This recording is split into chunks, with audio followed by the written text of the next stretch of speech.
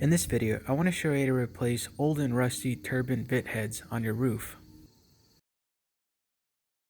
For the first step, I'm going to set up the ladder where I want to access the roof, and I'm going to do a quick test to make sure it's at the correct angle. Ideally, you want to shoot between 3 and 4 times the height compared to the run. And you also want to extend the ladder roughly 3 feet past the edge of the roof so you could have something to grab onto.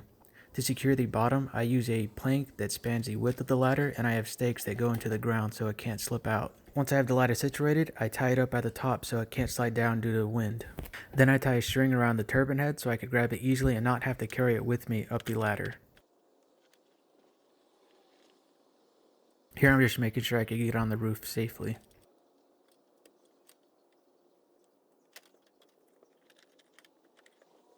Then I make sure I have my tools and pull the turbine head up. To remove the old turbine heads, there are typically 3 screws equispaced around the diameter of it, so I just unscrew these.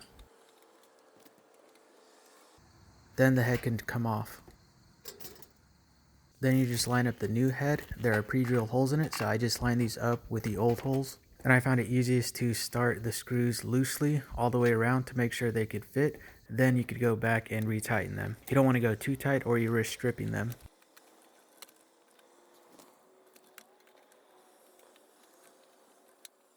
Once all 3 screws are attached, I wiggle it to make sure it's secure and then spin it to make sure there are no obstructions.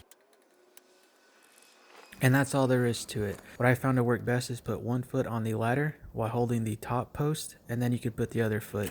Always maintain 3 points of contact on the ladder for safety. Thanks for watching.